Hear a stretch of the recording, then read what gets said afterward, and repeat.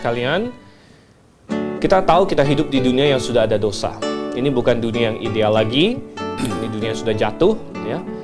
Namun kita tetap bersyukur bahwa Tuhan berdaulat. Apapun yang terjadi tidak ada yang lepas dari izin Dia. Ya, Alkitab mengajarkan burung tidak ada yang jatuh tanpa pengetahuan Tuhan, dan semua rambut kita dihitung, ya. Namun kita tidak berani mengatakan bahwa Tuhan menetapkan dosa, karena nomor satu, Alkitab tidak mengajarkan itu, melainkan Alkitab mengajarkan bahwa Tuhan mengizinkan dosa. Dan ada ayat-ayat yang mengatakan bahwa Tuhan tidak menetapkan manusia berdosa. Contohnya di Yeremia yang sudah kita kutip, ya. Dan oleh karena itu, sistem teologi manapun yang menyimpulkan bahwa Tuhan menetapkan dosa, walaupun mereka berkata Tuhan tidak bertanggung jawab atas dosa, namun mereka tidak bisa membuktikan secara logis bagaimana mungkin Tuhan menetapkan dosa namun tidak bertanggung jawab untuk dosa itu. Itu tidak bisa dibuktikan secara logis. Oleh karena itu, selain tidak alkitabiah, tidak logis, dan perlu ditolak. Maka kita tetap pada kedaulatan Tuhan, bahwa Tuhan mengizinkan dosa, dan itu yang Alkitab ajarkan. Baik, topik pembahasan kita di sore hari ini adalah apakah Allah menetapkan atau mengizinkan dosa? Oke, baik. Jadi topik kali ini sengaja kita mengambil suatu titel atau judul, apakah Allah menetapkan atau mengizinkan dosa. Jadi dengan menggunakan topik ini, saya ingin kita membahas hubungan antara Allah dan manusia dengan dosa, begitu. Saya yakin bahwa semua orang yang percaya Alkitab percaya bahwa yang menciptakan alam semesta ini, menciptakan dunia dan menciptakan manusia adalah Tuhan. Itu sudah basic, sudah dasar dari iman kekristenan. Semua orang Kristen mestinya percaya itu, ya. Namun pertanyaan yang sering muncul adalah mengapakah di dunia yang Tuhan ciptakan ini lalu bisa timbul dosa, gitu. Lalu bisa timbul dosa. Dan pertanyaan ini bisa dijawab dengan berbagai cara oleh berbagai kelompok yang berbeda, begitu. Jadi Tuhan menciptakan dunia awalnya itu sempurna, tidak ada dosa, gitu kan? Sebelum, coba kita buka Alkitab deh, ya. Coba kita lihat di dalam Kejadian pasalnya yang pertama ayat yang ke-31. Jadi pada terakhir sekali, pada hari yang ke-6 setelah Tuhan menciptakan, di situ dikatakan, maka Allah melihat segala yang dijadikannya itu sungguh amat baik. Jadilah petang dan jadilah pagi, itulah hari ke-6, ya. Jadi ini memberitahu kita waktu pertama Tuhan menciptakan seluruh dunia itu amat baik, dan amat baik itu berarti tentunya tidak ada dosa. Namun seperti yang kita ketahui, masuk ke pasal 2, kemudian pasal 3, ada kejatuhan di dalam dosa. Manusia jatuh ke dalam dosa, dan akhirnya kita sampai kepada dunia yang terjatuh, yang kira-kira sekian ribu tahun kemudian hari ini kita hidupi. Dunia ini penuh dengan berbagai dosa, berbagai kejahatan, dan lain sebagainya, gitu. Orang ateis ya sering menggunakan ini untuk menyerang keberadaan Allah, begitu kan? Bahwa mereka bertanya, kalau memang ada Allah, mengapa ada begitu banyak penderitaan, begitu banyak dosa, dan lain sebagainya. Nah, bagaimana kita menjawabnya? Ini tergantung kelompok mana yang menjawab, begitu. Sebenarnya ada satu kelompok yang tidak muncul dalam judul. Judul kita kan, apakah Allah menetapkan atau mengizinkan dosa, begitu. Sebenarnya ada satu kelompok yang belakangan muncul, ya, kelompok Open Theism namanya, ya. Dan kelompok Open Theism, mereka mengajarkan bahwa Tuhan tidak memiliki pengetahuan yang exhaustive, yang sempurna tentang segala sesuatu, dan bahwa Tuhan tidak tahu bahwa dosa akan terjadi.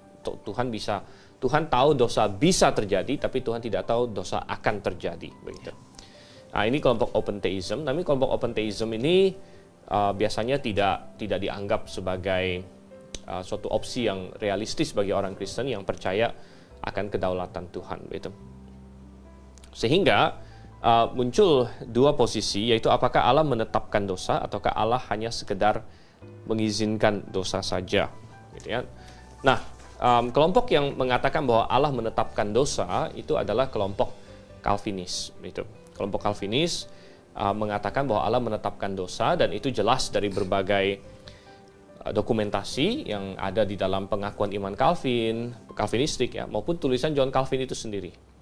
Misalnya, John Calvin berkata, dan ini semua pembahasan ini ada sedikit background ya. Backgroundnya adalah saya baru-baru ini berdebat dengan seorang Calvinis, yaitu Bapak Muriwali gitu, atau Bapak MYM ya. Dan saya ada mengutip ini juga ketika dalam debat itu. John Calvin berkata dalam buku Institutes of Christian Religion, buku nomor 3, pasal 23, poin nomor 7, John Calvin berkata, God not only foresaw the fall of the first man. Jadi Tuhan tidak hanya sudah mengetahui ya, sudah melihat terlebih dahulu kejatuhan manusia pertama, and in him the ruin of his posterity, dan di dalam Adam itu, dalam kejatuhan Adam itu, kehancuran semua keturunannya, but also at his own pleasure arranged it. Namun juga di dalam kesenangan atau kesukaan ya, atau ada orang mau pakai kerelaan kehendak, oke, terserah, sama saja sebenarnya ya.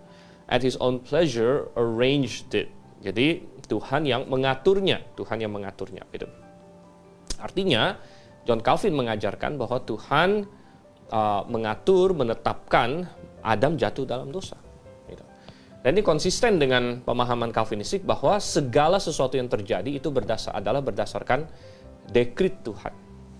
Ya. Nah, ini saya bacakan pengakuan iman Westminster, chapter 3, ya, dari poin 1 dikatakan, God from all eternity did by the most wise and holy counsel of his own will freely and unchangeably ordain whatsoever comes to pass. Jadi, poin nomor 1 di situ dari pasal 3 Westminster mengatakan bahwa Allah sejak kekekalan ya, berdasarkan pertimbangan kehendaknya sendiri yang bijak dan kudus katanya, dengan bebas dan tak dapat diubah-ubah menetapkan segala sesuatu yang terjadi.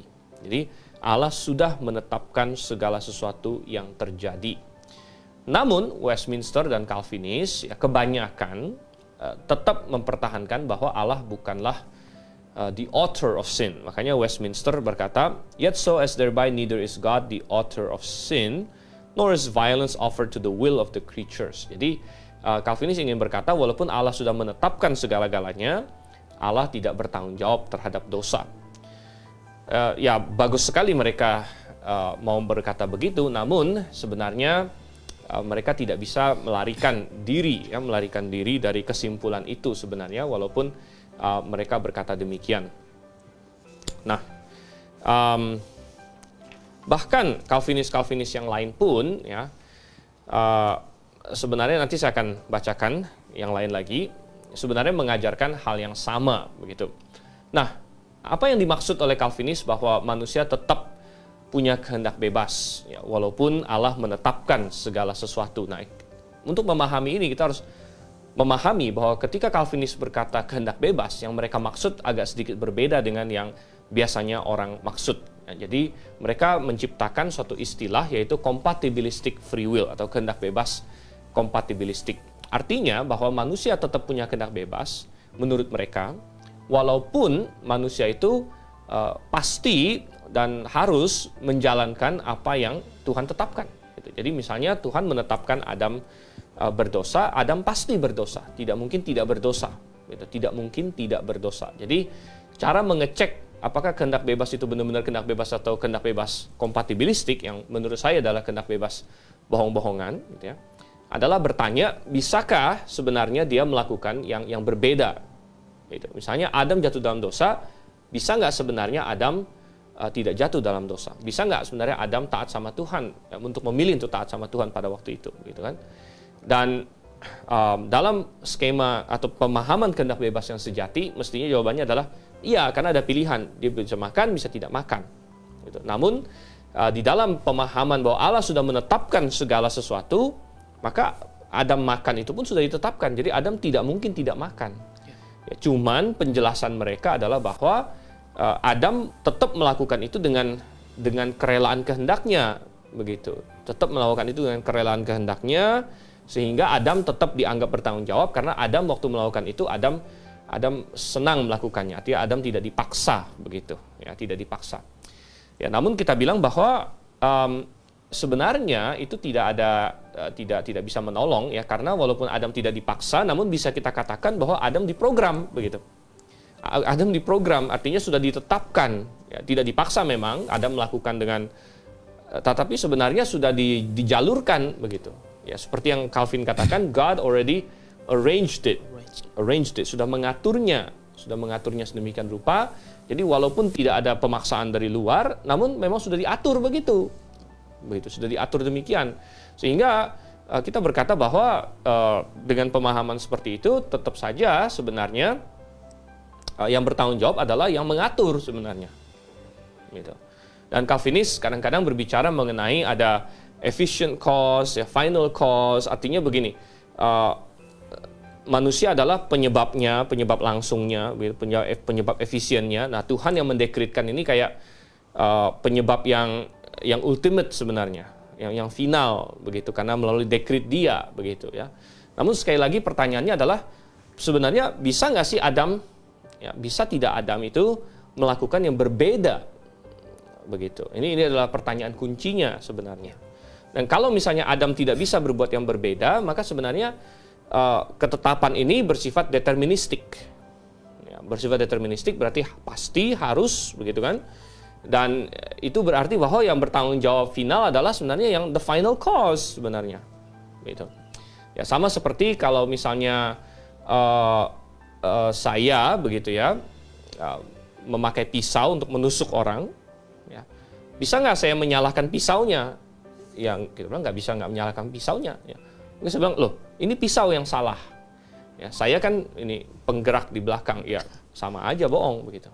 Atau saya memanipulasi seseorang.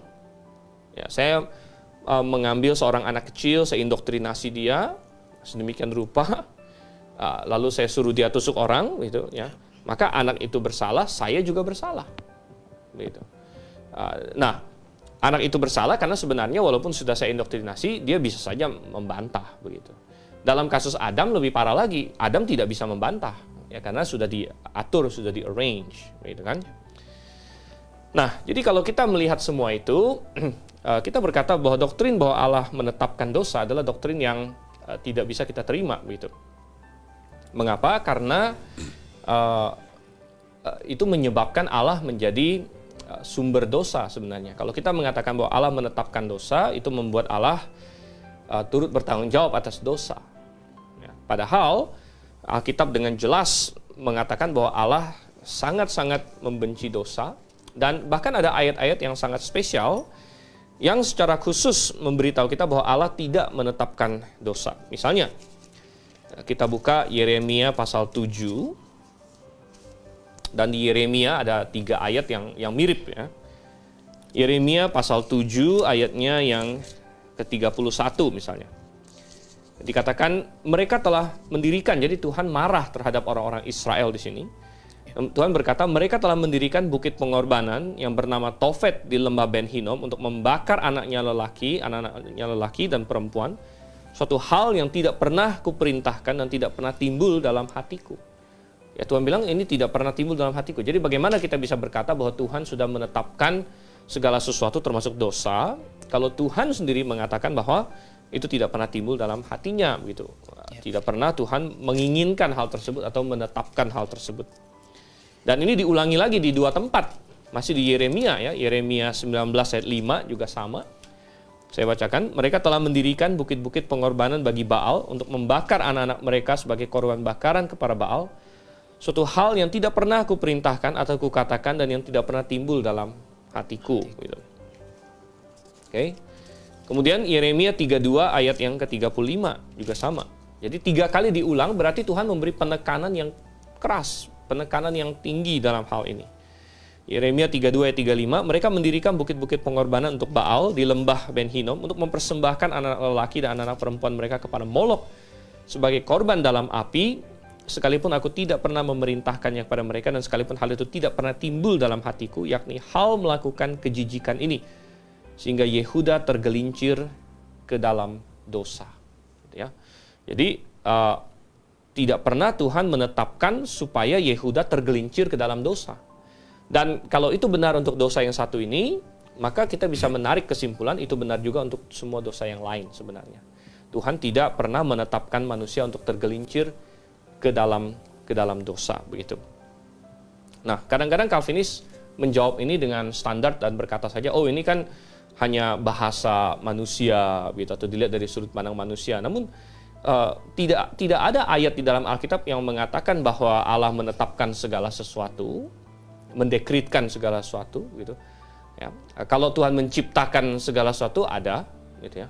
Tapi bahwa Allah mendekritkan segala sesuatu yang terjadi itu tidak ada. Ya. Dan yang dimaksud dengan segala sesuatu itu termasuk segala pikiran manusia, ya, oleh Calvinis. Ya. Misalnya, saya akan mengutipkan, gitu ya. Misalnya Lorraine Butner berkata, bahkan kejatuhan Adam dan melaluinya kejatuhan umat manusia bukanlah suatu kebetulan atau kecelakaan, tetapi sudah ditetapkan demikian dalam keputusan rahasia Allah. Keputusan rahasia Allah.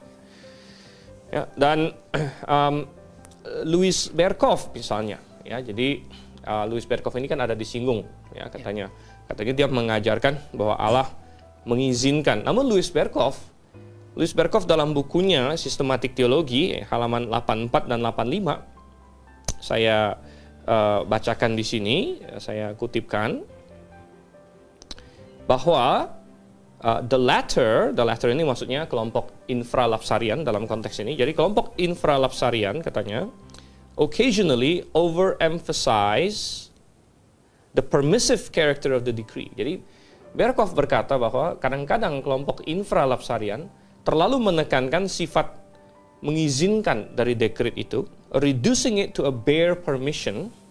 Jadi membuatnya hanya sekedar mengizinkan, and thus expose themselves to the charge of Arminianism. Dan ketika terlalu menekankan masalah mengizinkan, bisa dituduh Arminian katanya. Ya, jadi Berkhof mengatakan bahwa kalau kita terlalu menekankan masalah mengizinkan, ini akan mendekati posisi Arminian. Katanya. Ya, karena menurut Calvinis, kalau bukan Calvinis, Arminian. Gitu kan? Nah, jadi Berkhof jelas mengambil posisi bahwa bukan sekedar mengizinkan, ya, bukan sekedar mengizinkan, gitu. Nah, kalau kita bicara mengenai mengizinkan, ya, maka kita sampai kepada posisi yang satu lagi. Apakah Allah menetapkan atau mengizinkan dosa? Gitu. Masalah bahwa Allah sudah tahu dosa akan terjadi itu diakui, karena Allah Maha Tahu. Ya, Allah Maha Tahu. Di dalam Mazmur 139 jelas Daud berkata bahwa sebelum aku berpikir, sebelum aku mengucapkan sesuatu, engkau sudah tahu terlebih dahulu. Dalam Yesaya juga kemahatauan Allah dipertahankan, ya, bahwa aku sudah tahu dari awal sampai akhir, lain sebagainya. Gitu ya. Sehingga pertanyaannya adalah, kalau Allah sudah tahu, ya, berarti dia sudah tahu manusia akan berdosa. Ya. Maka kesimpulan satu-satunya adalah Tuhan mengizinkan manusia berdosa. Ya, mengizinkan manusia berdosa, bukan menetapkan. Ya. Kenapa tidak menetapkan? Ya, karena jadi siapa yang membuat dosa? Yang membuat dosa adalah manusia. Yang berbuat dosa adalah manusia berdasarkan kehendak bebas yang Allah berikan kepada manusia itu. Jadi Allah memberikan kehendak bebas, tapi kehendak bebas ini versi real yang sering disebut versi libertarian. Artinya benar-benar bisa A atau bisa B. Tidak ditetapkan dulu. Jadi bukan Tuhan kasih kehendak bebas, tapi kemudian di balik layar Tuhan tetapkan gitu. Di balik layar Tuhan atur, nih saya kasih kehendak bebas, tapi kamu pilihnya A ya. Lah itu bohong-bohongan berarti. Melainkan kehendak bebas ini Tuhan kasih kehendak bebas, dan dia benar-benar bisa pilih antara A atau B. Intinya pilihan yang ada di hadapan dia. Nah, kadang-kadang kehendak bebas dikarikatur, ya, ada yang berkata, loh, kehendak bebas itu kan tidak absolut. Ya. Manusia nggak bisa, oh saya mau terbang, saya mau ke bulan, saya mau ke Mars. Tidak ada satu orang pun yang berargumen seperti itu. Ya. Tidak ada orang yang berargumen bahwa kalau manusia mau terbang, tiba-tiba bisa terbang. Nggak ada. Ya. Atau manusia mau tinggal di Mars, tiba-tiba tinggal di Mars gitu. Nggak ada orang yang berargumen bahwa itu kehendak bebas maksudnya. Tetapi yang dimaksud dengan kehendak bebas adalah mampu memilih dari pilihan-pilihan yang tersedia. Kalau pilihannya tidak tersedia, ya memang nggak bisa pilih gitu. Misalnya saya tidak bisa pilih untuk menjadi seorang wanita sekarang, ya, kontra LGBT misalnya. Karena saya memang laki-laki. Saya nggak bisa tiba-tiba pilih saya ini wanita gitu, nggak bisa. Ya. Berlawanan dengan katakanlah filosofi transgender misalnya. Gitu ya. Jadi tidak ada pilihan itu bagi saya. Tetapi kehendak bebas berarti saya bisa memilih dari antara pilihan-pilihan yang disediakan di hadapan saya. Dan bagi Adam, waktu itu pilihannya minimal 2. Dia boleh pilih makan buah itu, atau dia bisa pilih tidak makan buah itu. Gitu. Dan sekali lagi, libertarian free will ya berarti bahwa dari misalnya Adam pilih, kita tahu secara historis, Adam pilih makan. Tapi libertarian free will berkata bahwa sebenarnya bisa saja dia pilih untuk tidak makan. Bisa saja, itu suatu kemungkinan yang real begitu. Ya. Sedangkan dalam compatibilistic free will atau free will versi Calvinis, ya, Adam free will itu harus tetap mengikuti keputusan Tuhan begitu. Artinya Tuhan sudah tetapkan free will sih free will, tapi free willnya dia tetap akan pasti ngikut yang Tuhan punya. Yang Tuhan sudah dekretkan. Yang Tuhan sudah dekretkan begitu. Jadi saya bilang ini free will bohong-bohongan sebenarnya. Gitu ya, free will bohong-bohongan. Nah, kenapa free will ini penting? Ya. Free will inilah yang membuat kita bisa berkata Tuhan tidak bertanggung jawab atas dosa, melainkan manusia. Gitu. Kalau tidak ada konsep free will ini, ya, sekali lagi, kalau tidak ada konsep free will ini, maka manusia ibarat pisau di tangan Tuhan. Yang ilustrasi tadi. Ya.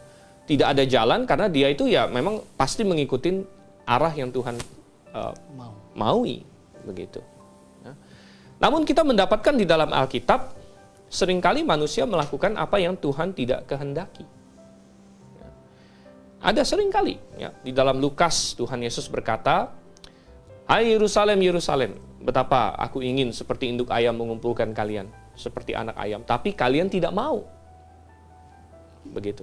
Ya. Jadi berulang kali kita temukan dalam Alkitab, Tuhan ingin manusia berbuat sesuatu, tapi manusia tidak melakukannya. Nah, pertanyaannya kalau begitu apakah Allah tidak berdaulat? Kan sering di counter begitu kan? Ya.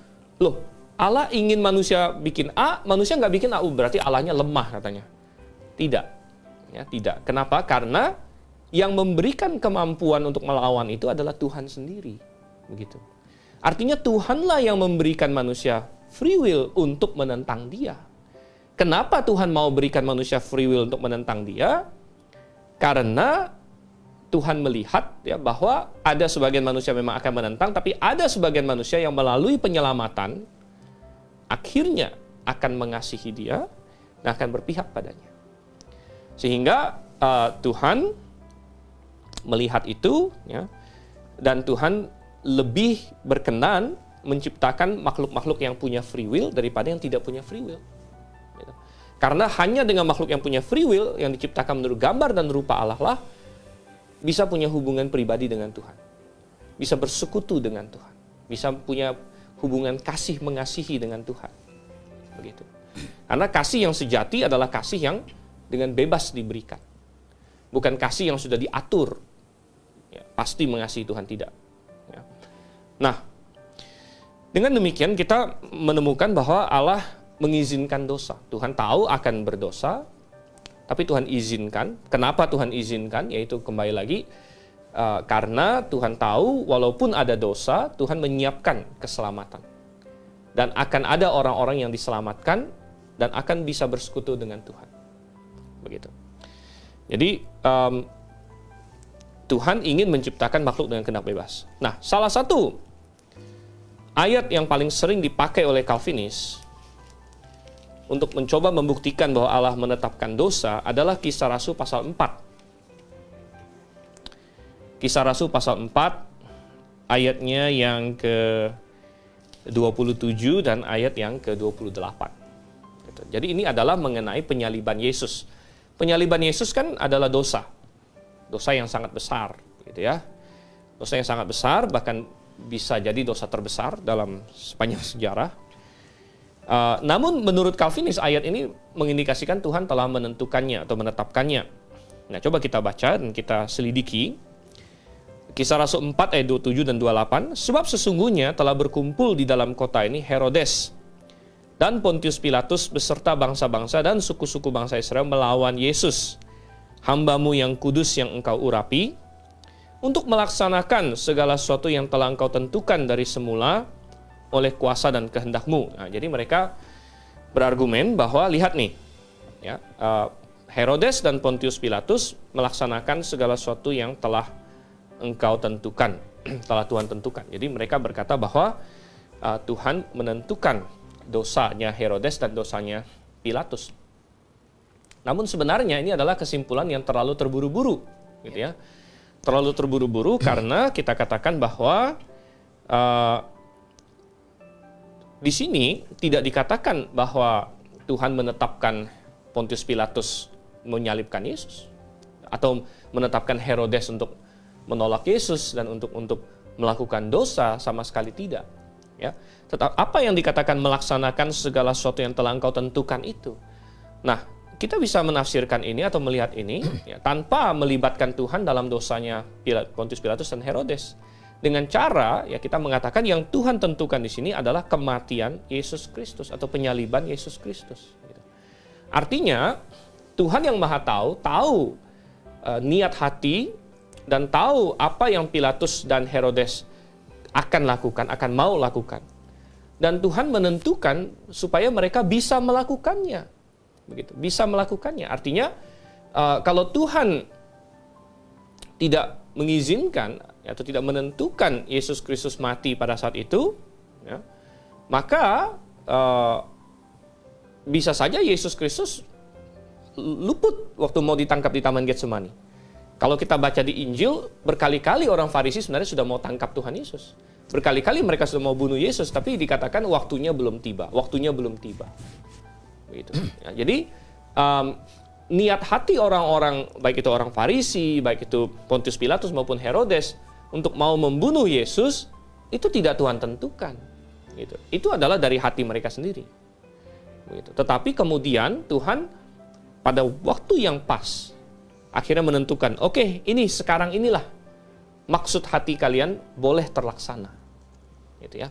Maksud hati kalian, keinginan kalian untuk membunuh Mesias, membunuh Yesus, boleh terlaksana. Jadi begini, walaupun Tuhan tidak menetapkan dosa, tapi hanya mengizinkan dosa, bukan berarti Tuhan lepas kendali. Gitu. Tidak. Tuhan tetap pegang kendali atas sejarah. Ya, karena ya ini seperti kita lihat ini, kalau ada sesuatu yang tidak Tuhan izinkan, ya tidak akan terjadi.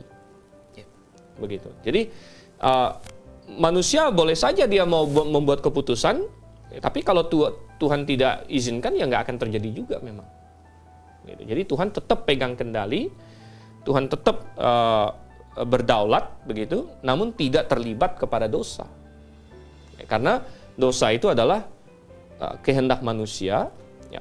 Pontius Pilatus, Herodes mau menyalibkan Yesus, mau mencelakai Yesus, itu semua adalah kehendak mereka sendiri. Ya, kehendak mereka sendiri. Dan Tuhan menentukan bahwa ya Yesus akan tersalib, rencana jahat mereka akan terlaksana. Itu yang Tuhan tentukan. Begitu. Jadi kita harus memahaminya seperti itu, gitu ya. Dan dengan demikian sinkron semua Alkitab. Dan Tuhan tidak terlibat ke dalam dosa apa-apa. Gitu. Baik. Ya, sahabat kebenaran sekalian, kita tahu kita hidup di dunia yang sudah ada dosa. Ini bukan dunia yang ideal lagi. Ini dunia yang sudah jatuh, gitu ya. Namun kita tetap bersyukur bahwa Tuhan berdaulat. Apapun yang terjadi tidak ada yang lepas dari izin Dia. Ya, Alkitab mengajarkan burung tidak ada yang jatuh tanpa pengetahuan Tuhan. Dan semua rambut kita dihitung, gitu ya. Namun kita tidak berani mengatakan bahwa Tuhan menetapkan dosa, karena nomor satu Alkitab tidak mengajarkan itu, melainkan Alkitab mengajarkan bahwa Tuhan mengizinkan dosa. Dan ada ayat-ayat yang mengatakan bahwa Tuhan tidak menetapkan manusia berdosa. Contohnya di Yeremia yang sudah kita kutip, gitu ya. Dan oleh karena itu sistem teologi manapun yang menyimpulkan bahwa Tuhan menetapkan dosa, walaupun mereka berkata Tuhan tidak bertanggung jawab atas dosa, namun mereka tidak bisa membuktikan secara logis bagaimana mungkin Tuhan menetapkan dosa namun tidak bertanggung jawab untuk dosa itu? Itu tidak bisa dibuktikan secara logis. Oleh karena itu, selain tidak alkitabiah, tidak logis, dan perlu ditolak. Maka kita tetap pada kedaulatan Tuhan, bahwa Tuhan mengizinkan dosa, dan itu yang Alkitab ajarkan.